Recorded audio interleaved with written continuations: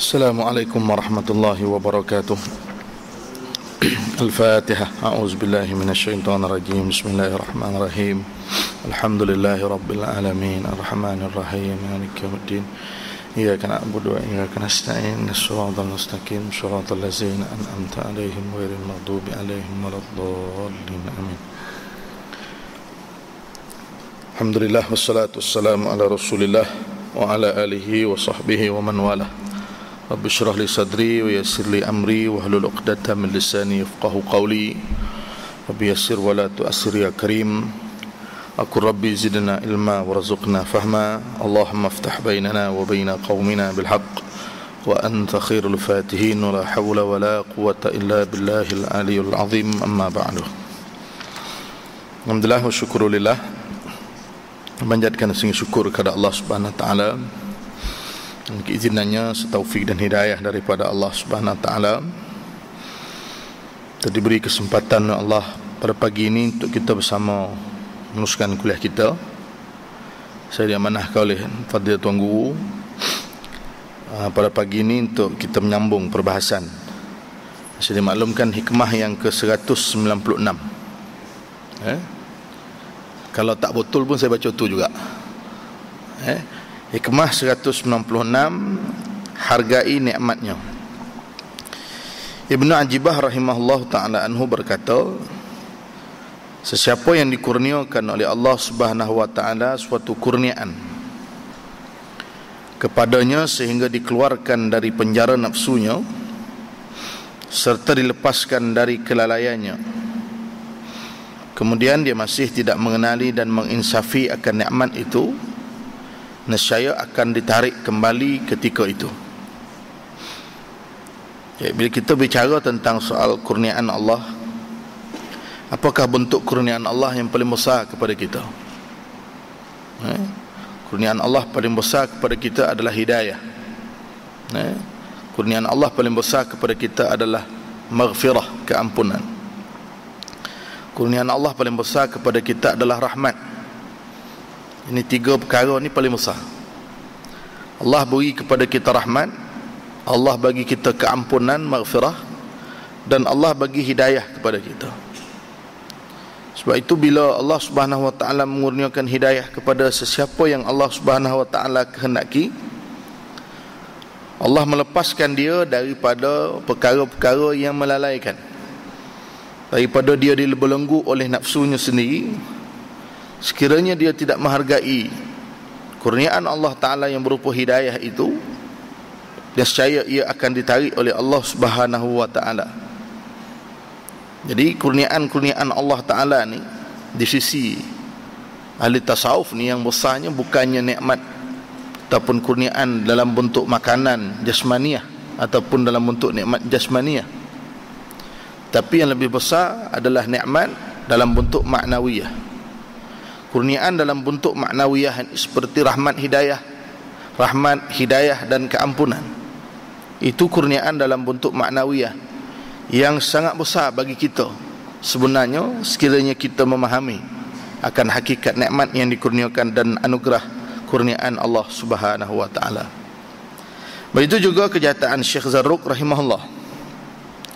Sesungguhnya diberi peringatan kepada hamba dengannya apabila jauh dari kefahaman, seperti mana yang disebutkan di dalam hikmah ini. Man lam ya'rif qadaran ni'am biwijdaniha 'arafaha biwujudi fiqdaniha. Sesiapa yang tidak mengenal kadar nilai sesuatu nikmat ketika kewujudannya, maka dia akan mengetahui betapa tinggi nilai nikmat setelah ketiadaannya. Jadi mudah faham kalam hikam yang ke-196 ni.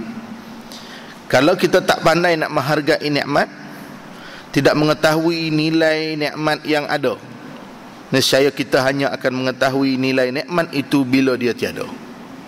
Nah, inilah suatu perkara yang biasa berlaku dalam kehidupan kita. Sama ada kita melihatnya dalam bentuk nikmat kurniaan Allah, dalam bentuk nikmat jasmaniah ataupun nikmat jasadiah itu. Saat dia hilang, waktu tu baru kita terasa sungguh kehilangan nikmat tersebut. Kata Tuan Guru Dr. Zulkifli, Kita ni jarang tengok kaki, kata dia. Tapi bila kaki dah kena potong sebab kencing manis, bila kaki dah kena potong sebab aksiden, satu hari 200 kali tengok kaki. Sebab dah hilang baru nak tengok, dah hilang baru nak terasa. Itulah dia keadaan dia, gambaran dia. Itu nikmat dalam bentuk nikmat jasadiah ataupun nikmat jasmaniah. Ada nikmat lebih besar daripada nikmat itu, iaitu nikmat hidayah dari Allah, nikmat keampunan daripada Allah. Nikmat hidayah ni sebesar-besar nikmat. Sebab itu kita tengok di kalangan para sahabat Nabi, antaranya Suhaib Ar-Rumi, Suhaib bin Sinan Ar-Rumi. Ramai di kalangan para sahabat Nabi ni yang asalnya mereka ni orang senang, orang kaya, tetapi apabila diberi hidayah oleh Allah Subhanahu wa taala untuk menerima Islam, mereka meninggalkan kekayaan mereka dan memilih untuk bersama dengan Nabi dan memilih kesusahan. Dalam peristiwa hijrah pun kita tengok bagaimana sahabat-sahabat yang sudah punya kekayaan di Mekah memilih untuk bersama dengan Nabi, memilih keimanan kepada Allah dan Rasul, meninggalkan kekayaan dan kesenangan. Sebab bagi orang beriman ni, nikmat-nikmat benda, nikmat-nikmat keduniaan ini baginya adalah merupakan satu kurniaan nikmat dari Allah Ta'ala yang Allah boleh beri dan Allah boleh tarik. Dan ianya tak jadi masalah besar apabila kehilangan nikmat-nikmat dalam bentuk keduniaan ini. Tapi yang mereka bimbang apabila mereka tidak dapat perhatian daripada Allah, mereka tidak dapat hidayah daripada Allah, mereka tidak dapat keampunan daripada Allah Ta'ala. Ini yang lebih mereka bimbang. Sebab itu nikmat-nikmat itu diketahui kadar nikmat itu di saat mana nikmat itu hilang. Kalau dalam masyarakat ataupun orang awam macam kita ni, kita akan pandang nikmat itu besar bila hilang nikmat dalam bentuk nikmat-nikmat keduniaan ataupun madiyah, benda. Bila hilang baru kita berasa. Selagi tak hilang, selagi itu tak terasa apa. Tetapi dalam konteks syarah lafaz kita pada hari ini, nikmat itu bukan merujuk kepada soal nikmat yang disebut sebagai nikmat kebendaan, tetapi lebih kepada nikmat maknawiyah yang dikurniakan oleh Allah Subhanahu wa taala kepada seseorang hamba tersebut. Syarah lafaz an-ni'am, iaitu nikmat-nikmat segala kurniaan Allah Subhanahu wa taala. Tidak ada satu benda dalam dunia ni melainkan semua benda dalam dunia ni adalah anugerah daripada Allah Subhanahu wa taala.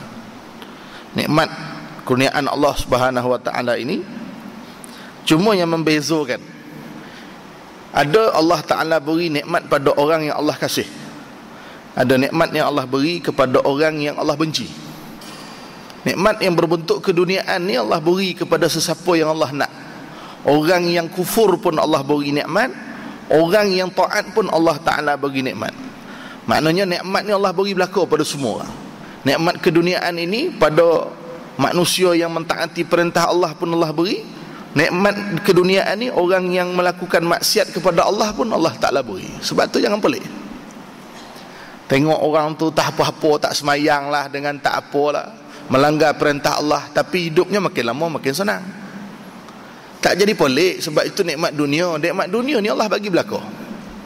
Dia tak mari mengaji pun, dia tak mari semayang pun, dia tak semayang Jumaat pun, dia tak semayang duha pun, berganda-ganda keuntungan dia. Kita ni lah semayang duha, baca ayatnya surah Waqiah lah, nak bagi murah rezeki. Manyang tutup je bisnes, manyang tak jadi je bisnes. Jadi pelik apanya tuan-tuan, kalau orang yang melakukan maksiat ni Allah beri nikmat kesenangan dunia, jadi pelik apa? Tak jadi pelik apa? Sebab Allah sebelum ni pernah beri kepada satu orang hamba Allah namanya Qarun lebih banyak lagi daripada apa yang dia dapat. Qarun ni Allah Ta'ala beri lagi kaya lagi daripada segala manusia yang kaya yang ada di atas muka bumi ni. Qarun ni Allah Ta'ala beri makin senang, makin senang, makin senang. Apakah kesenangan nikmat dunia yang Allah beri kepada dia tanda Allah sayang kepada dia? Tidak. Allah bagi dalam keadaan pemberian Allah Ta'ala itu dengan tujuan untuk menambahkan lagi azab yang akan diterima ataupun azab yang bakal ditanggung oleh mereka yang mendapat nikmat dalam keadaan kufur kepada Allah Subhanahu wa taala. Allah sebut dalam Quran, wa ista'azzana rabbukum la in syakartum la azidannakum. wala in kafartum inna adzabi lasyadid. Allah kata kalau kamu bersyukur aku tambah nikmat, kata Allah. Tambah nikmat ni bukan dalam bentuk yang kita fikir. Kita ni duk fikir kalau sedekah RM10 Allah ganti RM700. Tengok-tengok dalam poket ada RM700, baru sedekah RM100. Confirm tak ada jadi masalah, semua orang nak sedekah belaka. Allah tambah kepada kita tu bukan dalam bentuk yang kita beri, tapi dalam bentuk yang lain. Allah bagi kita sakinah, Allah bagi kita ketenangan, Allah bagi kita hidayah, Allah bagi kita rahmat. Allah tambah dalam bentuk hidayah. Kerana tidak ada ketaatan yang kita lakukan, melainkan dengan ketaatan itu Allah menambahkan dekatnya seorang hamba kepada Allah Subhanahu wa taala. Makin banyak ketaatan kita buat, semakin hampir kita dengan Allah Subhanahu wa taala. Makin bertambah nikmat kasihnya kita, bertambah nikmatnya kita rasa dengan ibadat pada Allah taala. Wala in kafartum, kata Allah, dan sekiranya kamu kufur, inna azabi lasyadid, sesungguhnya azab aku sangat pedih, sangat berat. Allah tak kata orang yang kufur kepada Allah ni Allah tarik nikmat, tapi Allah kata orang yang kufur azab Allah pedih. Maknanya ada di kalangan manusia yang kufur kepada Allah, Allah tambah lagi kesenangan dia, tambah lagi kesenangan. Makin ditambah kesenangan, makin berat azab yang bakal dia terima nanti.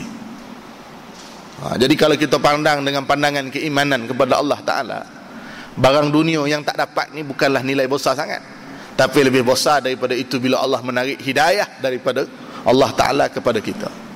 Sebab itu hidayah ni barang yang sangat bernilai, nikmat yang sangat bernilai, yang Allah beri kepada sesiapa yang Allah kehendaki, dan Allah boleh tarik kepada sesiapa yang Allah Ta'ala kehendaki.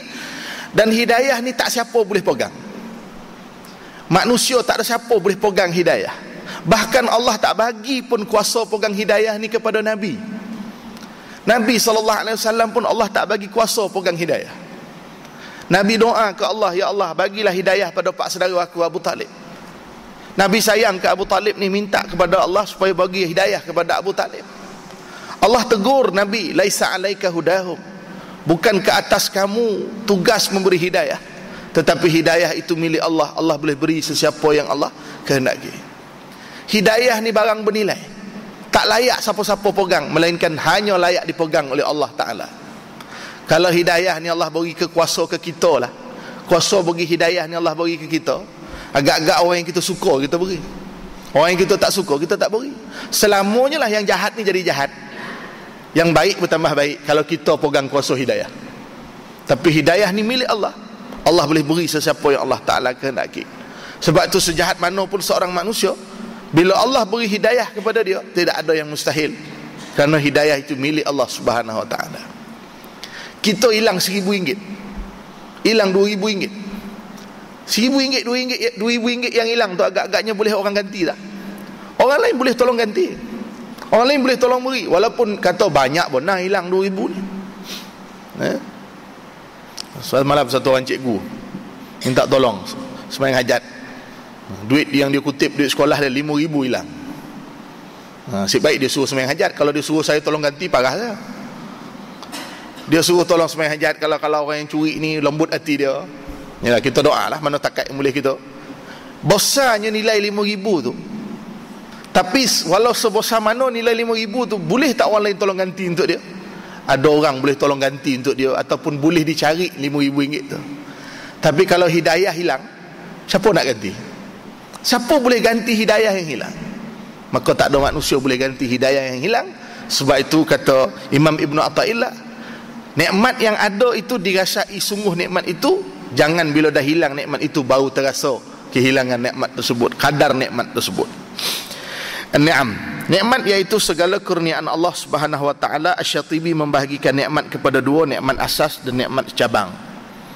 Kalau kita sebut dalam pembahagian nikmat ni ada banyak pembahagian cabang yang diberikan oleh para ulama. Antaranya nikmatul ijad, nikmatul ijad dan nikmatul imdad. Nikmatul ijad, nikmat kewujudan kita ni, adanya kita ni nikmat, wujudnya kita ni satu nikmat, nikmatul ijad. Ada nikmat dinamakan dengan nikmatul imdad. Apa nikmatul imdad? Nikmat yang mengukuhkan keadaan kita ni, keberadaan kita ni, ataupun nikmat yang melengkapi keberadaan kita ni. Kita wujud ni satu nikmat dah. Bila kita diberi nikmat yang pelbagai oleh Allah, itu namanya nikmatul imdad. Imdad ni maknanya nak makannya, nikmat minumnya, nikmat tidurnya, nikmat berehatnya. Itu nikmat-nikmat dalam bentuk nikmatul imdad. Asy-Syatibi membahagikan kepada nikmat asas dan juga nikmat cabang. Ada juga yang membahagikan kepada nikmat ma'nawiyah, ataupun nikmat zahir dan nikmat batin. Nikmat zahir ni nikmat yang terlihat, nikmat yang boleh dirasa, boleh dipegang dan sebagainya. Itu nikmat yang zahir.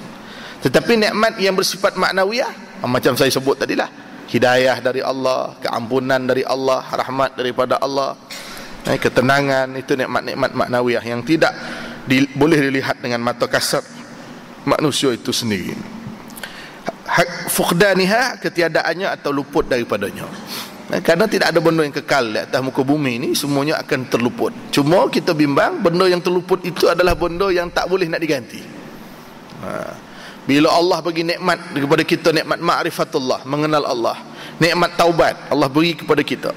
Kalau hilang nikmat-nikmat itu, kemanisan dalam ibadah itu nikmat juga. Kalau hilang nikmat kemanisan beribadah kepada Allah, pada waktu itu kita bimbang nikmat itu hilang terus, tak datang-datang lagi dah kepada kita. Wala'iyadzubillah.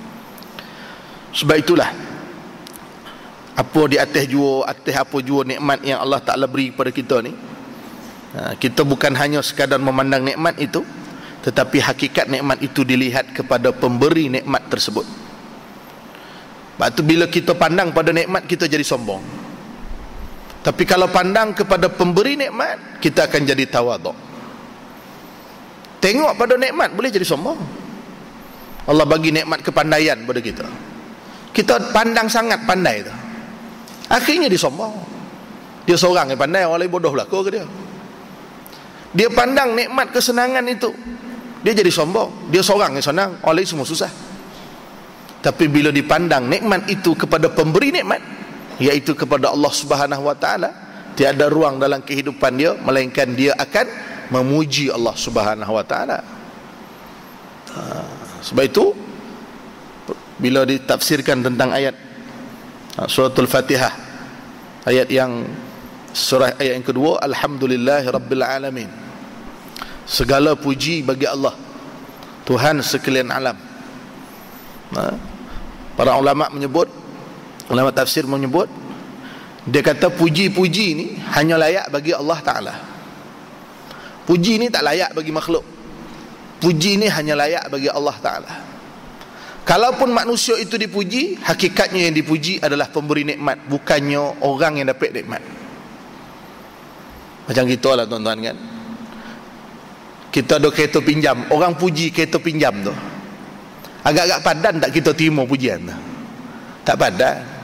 Canggih betul kereta kau, hebat betul kereta kau, kereta pinjam. Kita bukan main act lagi, tengok kaki lah kata dia, padahal kereta pinjam. Boleh nak act dengan kereta pinjam, barang pinjam? Tak layak. Patut-patutnya yang dipuji tuan punya kereta tu, bukan kita yang minjam kereta ni. Saya pinjam tu. Sebab itu bila disebut dengan tafsir alhamdulillah rabbil alamin, segala puji bagi Allah, ulama membahagikan puji ni ada 4 jenis kata dia. Pertama, dia kata puji qadim kepada qadim, maknanya Allah memuji dirinya sendiri. Puji qadim kepada qadim, Allah puji diri dia sendiri. Dan memang itulah yang selayaknya, Allah memuji dirinya sendiri. Kita puji diri kita sendiri, jadi apa? Jadi sombong. Allah selayaknya memuji dirinya. Kenapa? Kerana zatnya yang sempurna, sifatnya yang sempurna, af'alnya yang sempurna. Yang sempurna. Allah memuji dirinya sendiri. Qadim memuji qadim. Yang kedua, qadim memuji hadis. Allah memuji yang baharu. Yang baharu ni makhluk. Allah puji makhluk dia. Nabi kena puji, orang beriman kena puji. Allah puji qadim, puji hadis. Maksudnya Allah puji makhluk. Kemudian yang ketiga, hadis memuji qadim, makhluk puji Allah. Dan yang keempat, makhluk qadim, hadis memuji hadis, makhluk memuji makhluk. Ada 4 jenis puji. Allah memuji zatnya, Allah memuji hambanya, hambanya memuji Allah, hamba memuji hamba. Ada 4 jenis puji. Disebut oleh ulama tafsir, keempat-empat jenis puji ni lillahi rabbil alamin, hanya layak bagi Allah Tuhan sekalian alam. Tak layak sikit pun singgah kepada makhluk, tak sedikit pun layak singgah pada manusia. Selayaknya semuanya dikembalikan kepada Allah Subhanahu wa taala. Sebab itu bila orang puji kita, kembalilah kepada Allah. Oh, hebat, alhamdulillah. Maknanya balik pujian itu kepada Allah yang selayaknya dipuji. Kita tak layak langsung dipuji. Kalaupun hebat kita, pasti di sana ada bantuan yang lain. Kalaupun tidak makhluk, Allah yang membantu, maka selayaknya yang dipuji Allah yang memberikan kelebihan tersebut. Subhanallah. Bila kita, sebab tu saya sebut, bila kita tengok pada pemberi nikmat, kita akan jadi orang yang tawaduk. Tapi bila tengok pada nikmat, kita akan jadi orang yang sombong. Subhanallah. Allah puji hambanya, Allah puji Nabi, Allah puji orang yang beriman. Hambanya memuji Allah. Ini yang kita buat. Ini namanya zikir, ibadah. Muji Allah Ta'ala ni tiap masa, tak apa. Tiap masa puji Allah je, tak ada masalah. Dia yang masalah ni bila puji orang je, asyik puji orang je. Itu ada maksud tu. Tapi puji Allah Ta'ala ni tak jadi masalah, kerana Allah yang selayaknya dipuji. Dan makhluk memuji makhluk, ataupun manusia memuji manusia, kembalikan pujian itu juga kepada Allah Subhanahu wa taala. Tak ada layaknya kepujian itu disinggahkan kepada kita. Tak layak. Tang mananya kita nak berasa bila ada satu kelebihan tu kita? Tak ada. Semuanya Allah. Lillahi rabbil alamin. Orang kata, wah hebat betul, besar rumah kau. Kita balik pujian tu pada alhamdulillah, haza min fadli rabbi, ini kelebihan daripada Allah. Wah besar rumah kau. Ui, kata dia, kumpul duit dekat 13 tahun ni baru dapat rumah macam ni, kata dia. Dia nampak nikmat. Sekali datang puting beliung, hilang, tercabut. Bukan atap dengan rumah-rumah tercabut. Jadi tang mananya kita nak berasa yang nikmat kita dapat tu kita punya. Boleh nikmat kayaan, kesenangan sebagai dia. Boleh naik pangkat, tu pun dari Allah juga hakikat dia. Wah, tahniahlah naik pangkat, itulah. Aku ni rajin, kau malas, kata dia kan. Rupa-rupanya bos tersalah bagi surat, tersalah type nama, bukan nama kita, nama orang lain. 2 hari lepas tu kena tarik balik jawatan tu, bagi ke orang lain. Macam mana layaknya kita dapat nikmat ni, yang kita nak nisbahkan nikmat ni pada kita. Kalau pandai pun kita mengaji, kalau kita ada ilmu sekalipun, lebih ada keilmuan yang ada pada kita, tu pun Allah yang bagi, bukan kita. Kalau Allah tarik satu ayat, jadi gila terus, jadi bodoh terus macam. Jadi tang mananya kita nak berasa nikmat ni lebihnya kita punya. Nikmat ni semuanya baliknya kepada pemiliknya yang sebenar, ataupun pemberinya yang sebenar adalah Allah Subhanahu wa taala. Walaupun wasilahnya disampai melalui manusia, tetapi hakikatnya ianya adalah daripada Allah Subhanahu wa taala. Mafhum hikmah berkata As-Sari As-Saqati rahimahullah, siapa yang tidak menghargai sesuatu nikmat, maka akan dicabut nikmat itu dalam keadaan dia tidak mengetahuinya. Tidaklah seseorang mengetahui kadar nikmat penglihatan kecuali selepas menjadi buta. Ini contoh nikmatnya. Nikmat zahir. Allah bagi contoh nikmat penglihatan. Contoh Allah bagi nikmat penglihatan, bila hilang mata ni barulah rasa nikmat penglihatan itu. Supaya macam tadilah ceritanya. Dah kono potong kaki kencing manis, baru tengok kaki. Satu hari 288 kali tengok kaki. Pasal apa? Dah tak ada kaki. Anu contoh dia. Maka oleh sebab itu, nikmat-nikmat yang semacam itu disebut oleh Syari' As-Saqati tidak dihargai kecuali apabila ianya telah dicabut daripada orang tersebut. Sebab itulah kadang-kadang Allah Subhanahu wa taala menguji manusia ni dengan kehilangan nikmat, supaya bila hilang nikmat kita baru menghargai nikmat. Ada kalanya nikmat yang hilang tu Allah bagi balik, ada kala nikmat yang hilang ni Allah tak bagi terus. Kalau nikmat yang hilang itu adalah bentuk nikmat keduniaan, kalau hilang Allah tak bagi terus, tak apa, tak jadi masalah, sebab dunia-dunia ni sementara. Tapi kalau nikmat hidayah, nikmat mahabbatullah, kasih kepada Allah, yang tu hilang, Allah tak kembalikan, wal'iyadzubillah, kesannya nanti bila di hari akhirat. Dunia ni betul lah tak berasa. Sebab itu ada satu kisah dalam hadis kursi, Allah Ta'ala memerintahkan malaikat Jibril, wahai Jibril, pergilah engkau sapu kemanisan iman pada hati seorang manusia itu, dengan perintah Allah. Maknanya Allah suruh hilangkan nikmat rasa mahabbatullah pada hamba tersebut. Seorang hamba yang dikurniakan dengan rasa mahabbah, kasih kepada Allah Ta'ala ni, Allah perintahkan Jibril pergi sapu, jangan bagi dia ada rasa macam tu. Jadi di saat hilangnya nikmat mahabbatullah itu, dia rasa sangat menangis, sangat sedih, dan dia rasa sangat kehilangan. Akhirnya Allah kembalikan nikmat itu kepada dia. Itu kalau Allah bagi semula. Sebenarnya nikmat yang paling kita bimbang hilang ni nikmat hidayah lah, nikmat keampunan daripada Allah Ta'ala. Kalau itu hilang, wal'iyadzubillah, kita takut kalau tak dikembalikan kesannya nanti di hari akhirat, ataupun mati dalam keadaan su'ul khatimah, wal'iyadzubillah. Sebab tu tuan-tuan, manusia ni kadang-kadang bila kita tengok kan, orang yang biasa hidupnya bergulumang dengan perkara yang dilarang oleh Allah Ta'ala, sekali dia dapat hidayah dari Allah Ta'ala, dia rasa sungguh nikmatnya itu. Rasa sungguh nikmat tu. Dia pernah melakukan maksiat pada Allah, bila Allah beri hidayah, dia rasa sungguh nikmat tu. Dan dia sangat takut akan kehilangan nikmat tersebut. Sebahagian ulama salih rahimahullah berdoa. Ini antara doa yang boleh kita amalkan. Allahumma arifna ni'mataka bidawamiha wala tu'rifana lana bizawaliha. Ya Allah, perkenalkanlah kami nikmat secara berterusan, dan janganlah diperkenalkan waktu ianya telah hilang. Bagilah kami kenal nikmat ni waktu secara berterusan, jangan waktu hilang baru nak berasa tu nikmat. Ini doa yang boleh kita amalkan. Allahumma arifna ni'mataka bidawamiha wala tu'rifna lana bizawaliha. Ya Allah, perkenalkan kami nikmatmu secara berterusan, dan jangan diperkenalkan kami ni waktu dia hilang. Jangan kami ni kena nikmat waktu dah hilang, besok nanti baru nak berasa itu nikmat daripada Allah Subhanahu wa taala. Syekh Zarruq rahimahullah taala anhu berkata, ni'amullah majhulatun tu'arrifu idza fuqidat, katanya.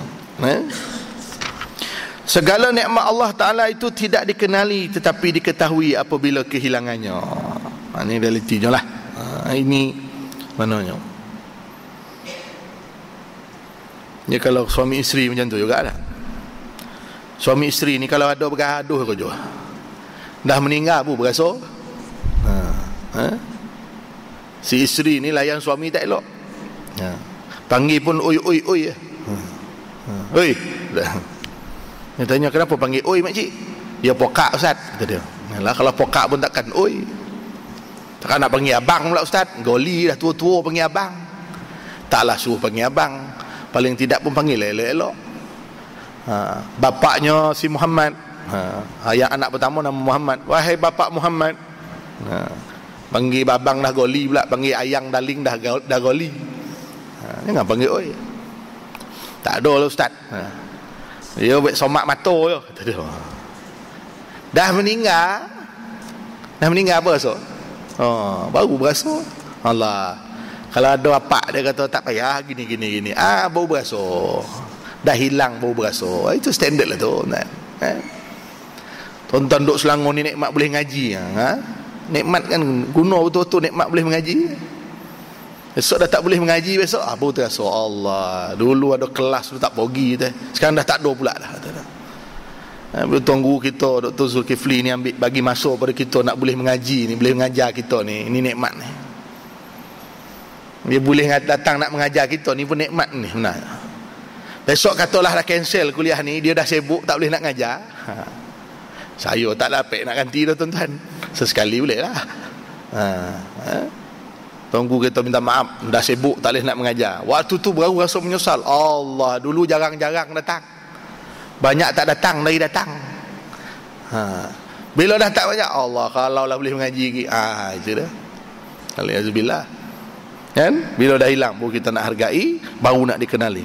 Ada yang mengatakan al-waladul aqu al-musirru ala ta'nibihi innama ya'rafu qadr al-abi yauma wafat abi. Anak yang derhaka berterusan kepada ayahnya, sesungguhnya dia akan mengenal kadar jasa ayahnya pada hari kewafatannya. Ini juga satu realiti lah berkenaan dengan nikmat yang dikurniakan oleh Allah. Tahunya nikmat ayah. Orang derhaka pada ibu bapa dia akan dirasai nikmat kehilangan bapa di saat tiada bapa itu. Itu yang derhaka lah, yang tidak menghargai. Sebab itu masih ada ni dihargai dengan sebaik yang mungkin. Baik, kemudian ada yang mengatakan juga innama ya'rafu qadrul ma' man ibtala bi'atshil badiyah la man kana ala syati'il anhar wal audiyah al jariyah. Sesungguhnya diketahui kadar nilai air itu, bernilai tak bernilainya air itu pada sesiapa yang diuji dengan dahaga ketika di padang pasir. Saat dahaga di padang pasir rasa sungguh nikmat, air kosong pun air kosong lah. Tetapi bila berada di tepi sungai serta di lembah yang banyak air, dia tak terasa nikmat air. Waktu kita gitu jugalah. Waktu menghargai nikmat ini dengan mentaati perintah Allah, menggunakan pada ketaatan pada Allah. Sebab itu Nabi pesan, walaupun kita berada di tengah lautan air yang banyak, berwuduk tetap juga menggunakan air yang sederhana. Bukannya menggunakan air yang banyak, tapi yang penting wuduk itu disebut sebagai isbaghil wuduk. Wuduk itu diratakan. Dia tak kisah air banyak ke tak banyak, tapi yang penting wuduk itu disempurnakan. Jangan sebab kita ada di tengah-tengah sungai, cara kita ambil semayang lain macam daripada cara buka air paip. Yalah, buka air paip pun dah besar dah. Macam pilih bomba besar buka air paip, ambil wuduk. Kau mentang-mentang lah free masjid tak payah bayar. Besar buka kadar yang cukup. Walaupun di tengah laut ataupun di tengah sungai, bukan caranya kita ambil dengan ambil satu baldi satu kepala, satu baldi satu kepala, satu baldi satu tangan, bukan begitu. Betul, nikmat itu digunakan dengan sebaik yang mungkin. Jangan sampai bila ianya hilang baru dia dirasai nikmat tersebut. Syariah Saqati menyebut man lam ya'rif qadar ni'am thulbaha min haitsu la ya'lam. Siapa yang tak mengetahui nilaian nikmat yang diperolehi, nescaya ditarik nikmat tersebut dalam keadaan dia tidak mengetahuinya. Wala'iyadzubillah. Rasa nikmat kaya ni bila dah miskin. Rasa pentingnya nikmat soleh ni bila dah melakukan maksiat kepada Allah. Rasa nilai nikmat taubat ni apabila melakukan perkara yang dilarang oleh Allah Subhanahu Wa Taala. Fudail bin Iyad menyebut, alaikum bidawamatis syukri ala ni'am faqalla ni'mata zalat an qaumin fa'adat ilaihim. Hendaklah kamu sentiasa bersyukur dengan setiap nikmat, kerana sedikit nikmat yang luput dari sesuatu kaum, mereka akan kembali seperti sebelumnya. Maksudnya kalau Allah beri anugerah dan kelebihan itu, kekallah kita dalam mensyukuri nikmat itu, kerana syukurlah yang mengekalkan nikmat yang Allah beri kepada kita.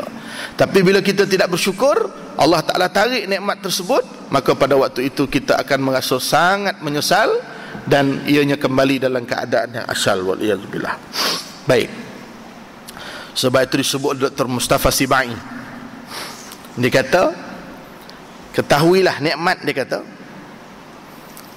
dia suruh kita, dia kata, berziarahlah ke Allah Sunnah Muhammad, dia kata, berziarahlah ke penjara, kata dia, setahun sekali sekurang-kurang, dia kata, untuk mengetahui nikmat kebebasan, kata dia. Duduk dalam penjara ni baru tahu nikmat bebas. Ziarahlah ke mahkamah, kata dia, supaya kamu mengetahui nikmat berakhlak baik. Bila duduk di mahkamah ni baru tahu baik, lebih baik aku buat perangai elok-elok. Buat perangai tak elok dah naik mahkamah macam ni dah, kan dah malu. Ini nisbahnya, maknanya kalau berakhlak tak baik lah. Kalau naik mahkamah sebab konspirasi ni tu cerita lain. Kamu pergi ke mahkamah, kamu akan rasa betapa besarnya nikmat berakhlak baik, kata dia. Pergilah ke hospital, kata dia, nescaya kamu akan mengetahui nikmat sihat. Pergi hospital ni baru tahu nikmat sihat. Tengok orang tergantung tangan, tergantung kaki, tergantung kepala ke bawah, kaki ke atas pun ada. Nak baring tak boleh, kono ikat. Macam tu baru tahu, ya Allah, alhamdulillah lah, saya ni walaupun kaki sakit boleh jalan lagi. Ni langsung bergantung kaki, berjalan pun tak boleh. Itu ada sebut nanti dalam satu hadis Nabi sallallahu alaihi wasallam ni. Baik. Syukrun ni'mah ismatun min hulul niqmah. وفي معنى هذا قيل إنما يعرف قدر الماء من يلي بالعطش في البادية لا من كان على شاطئ الأنهار الجارية. Ini lebih kurang tadilah. Syukuri sesuatu nikmat adalah pemeliharaan dari terkena bala, dan dikatakan dari ungkapan ini sesungguhnya diketahui kadar nilaian air pada siapa yang diuji dengan dahaga ketika di padang pasir, tidak pada yang berada di tepi sungai serta di lembah yang banyak air. Ini hadis jadi panduan ke kita, tuan-tuan. Nabi sallallahu alaihi wasallam dalam hadis riwayatkan oleh Abu Hurairah radhiyallahu anhu berkata, "Unzuru ila man huwa asfala minkum wa la tanzuru ila man huwa fawqakum, fa huwa ajru alla tazdaru ni'matallahi alaikum." Kata Nabi, tengoklah kepada orang yang lebih bawah daripada kamu, janganlah tengok orang yang lebih atas. Bawa kereta ni jangan tengok orang bawa kereta yang jenama lagi hebat. Bawa kereta ni tengok orang bawa motor. Alhamdulillah saya buat kereta, kawan tu naik motor je. Hujan-hujan kena berhenti buah jembatan. Si baik ada jembatan, kalau tak ada jembatan sampai ke sudah basah. Orang buat motor pula dia pandang orang jalan kaki, kesian dia jalan kaki, aku buruk-buruk motor laju juga boleh pergi. Yang jalan kaki pula tengok orang tak boleh berjalan. Kawan tu gaut langsung tak boleh jalan. Contoh, alhamdulillah aku ni duduk jalan-jalan boleh jalan, tu langsung tak boleh jalan. Yang boleh berjalan pula, yang tak boleh berjalan pula, yang dah terbaring ya, tak boleh jalan, alhamdulillah hidup lagi. Kawan tu dah mati dah, dah mati. Yang mati, yang mati tak cakap apa dah. Ni hidup minyak cerita ni kan. Boleh kita ni kadang-kadang nikmat ni dia jadi tak cukup ni pasal tengok orang lagi atas, tengok orang lagi tinggi. Apalah dia lah dapat banyak tu, aku tak dapat. Tu jadi tamak tu. Tengok orang lagi atas, tengok orang lagi bawah. Boleh alhamdulillah. Tonang jiwa, tonang hati. Buruk-buruk kereta kita buruk ya, biasa ya, tapi lepas lagi masjid, lepas lagi surau. Alhamdulillah. Jalan lancar alhamdulillah. Kawan tu kereta kami mahal lagi. Subhanallah. Tapi tayar pula bocor macam. Contohnya lah, nak sebut kadang-kadang nikmat Allah Ta'ala beri ni adil. Bukan kadang-kadang, Allah Ta'ala tu sentiasa adil lah. Kita yang kadang-kadang tengok tak adil. Kita tengok apa salah sikit sangat, betul boleh banyak ni. Nikmat tu Allah beri dengan penuh kebijaksanaan, ianya adil. Kita yang rasa kadang-kadang macam tak cukup dan tak adil kan. Padan dah kan, dengan apa yang kita terima tu. Dan kata Nabi, adalah selayaknya untuk kamu supaya tidak menceroboh nikmat Allah SWT ke atas kamu. Dalam hadis lain Nabi menyebut, idza nazara ahadukum ila man fuddila alaihi fil mali wal khalq falyanzur ila man huwa asfala minhu mimman fuddila alaihi. Jika seorang di kalangan kamu melihat kepada mereka yang diberikan kelebihan pada harta kekayaan serta keadaan ciptaan, maka pandanglah mereka yang berada di bawahmu berbanding melihat siapa yang lebih daripadamu. Dia pandang orang lebih ni tuan-tuan, dia jadi tak syukur, dia jadi tak cukup, dia jadi tamak, yang ada pula dia jadi bakhil. Ini kesan daripada memandang pada orang yang lebih tinggi. Tengok orang lagi bawah. Nikmat yang Allah Ta'ala beri pada kita dengan kelebihan-kelebihan ni, tengok orang lebih bawah, bukan tengok orang lagi atas daripada kita. Mari sama-sama kita mensyukuri nikmat Allah tidak terhitung banyaknya, dan tatkala kita dikurniakan nikmat, kita lafazkan dengan lidah dan redha dengan hati, hadza min fadli rabbi. Ini adalah daripada kurniaan Tuhanku, sebagai liyabluwani, sebagai ujian kepadaku. Am afsykur au akfur, adakah aku ni bersyukur ataupun aku ni kufur. Ini ayat Quran Quran kisah Nabi Allah Sulaiman. Sedang ayat suratul Qasas.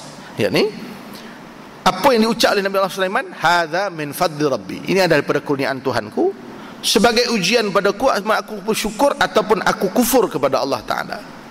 Nabi Allah Sulaiman ni, kalau nak banding nikmat yang Nabi Sulaiman dapat dengan kita manusia hari ni dapat, jauh lebih besar nikmat Allah beri pada Nabi Allah Sulaiman.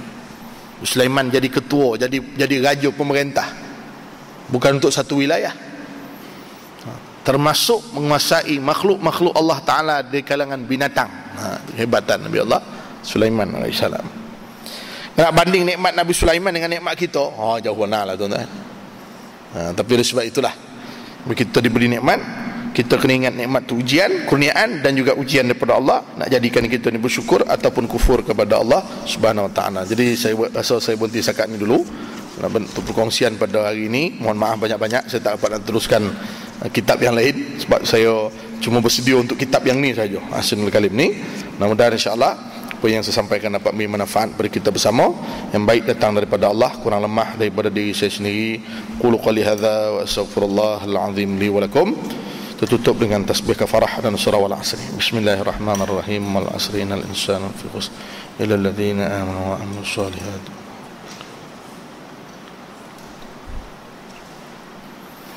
Wallahu ta'ala alam. Assalamualaikum warahmatullahi wabarakatuh.